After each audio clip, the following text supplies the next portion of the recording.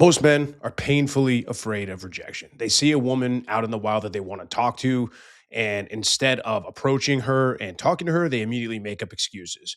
She probably has a boyfriend. She probably wouldn't be interested in a guy like me. She looks busy. I wouldn't want to bother her. All you're doing is coping instead of actually running towards your issue, which is the crippling fear of rejection. And where does this come from? Well, it all stems from neediness. It stems from you needing a woman's validation to affirm your confidence and for her to acknowledge that you're a great guy or that she's attracted to you. And that's where you derive your sense of self worth from. And tackling the first part of that is abundance and learning how to have abundance and then from an abundance mindset. But we're not going to talk about that part today. Today, we're just going to talk about how exposing yourself to rejection and exposing yourself to doing something that you don't want to do is actually going to help you in the long run.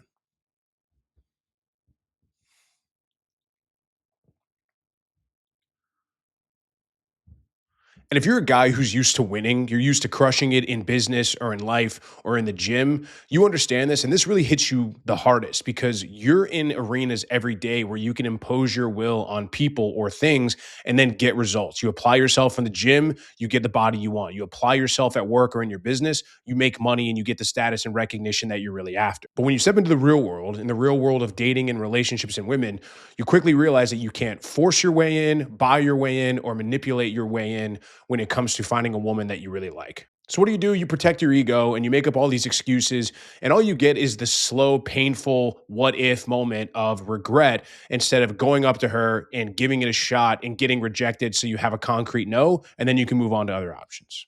And the way to fix this is the way we fix anything. It's the way that we build a body in the gym. It's a way that we create wealth and build a business. It's a way that we get over the fear of anything in life. If you want to get over something and you want to conquer something, then you have to repeatedly and relentlessly apply yourself to it over and over and over.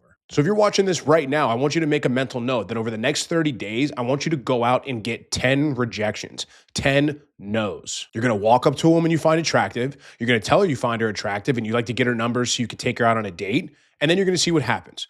Most likely, you're going to get rejected. And that's okay because that's what we're going for. Maybe you'll get lucky and get a yes, which is also great. But we're not hunting for the yes. We're actively hunting for the no. And here's why. The first 2 or 3 times that you do this, it's going to really suck. Your heart rate is going to be going through the roof. You're going to be sweating. You're going to be tongue-tied. You're going to be fearing as if you're going to die. And that's a perfectly normal response. Like this is a fight or flight response, how it manifests itself in approaching a woman. Every bit of your brain is going to scream at you to not do this, to turn around and walk the other way. Don't do it. Don't do it. And you have to force your way past that dumb brain of yours, and you have to just do it. And by the time you've gotten to rejection 8, 9, and 10, your nervous system takes a completely different turn. It realizes, hey, we're not going to die from this. The sun is still going to come up tomorrow. Our muscle didn't just fall off our body and we didn't just completely collapse into a puddle of misery when this happened. And so you stop caring about the outcome because you realize rejection really isn't that bad. And you realize rejection is actually getting you closer to a yes. And so now when you approach a woman and you don't have the fear of rejection, the likelihood that she's going to say yes to you actually skyrockets because you will not be projecting the fear of rejection onto her. Because when you have fear internally, it is very, very difficult to not let that manifest itself in some way. You're going to speak too fast. You're going to not be able to make eye contact. It's very, very difficult to completely hide that. And it's completely unnatural if we're being honest with ourselves. But when you're not afraid of rejection and you don't care, that fear disappears. And so does the awkward fear, approval seeking behavior along with it. So that's what I want you guys to do for the next 30 days.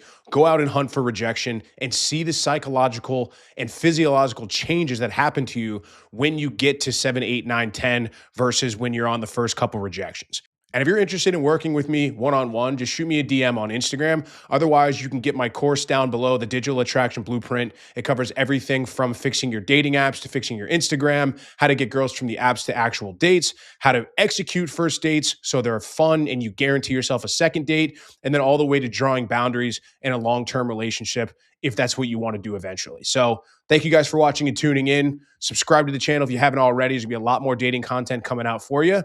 And let me know what you guys want to see in the next video. Let me know what kind of topics you want me to tackle, what specific questions you guys might have. I look forward to hearing from you.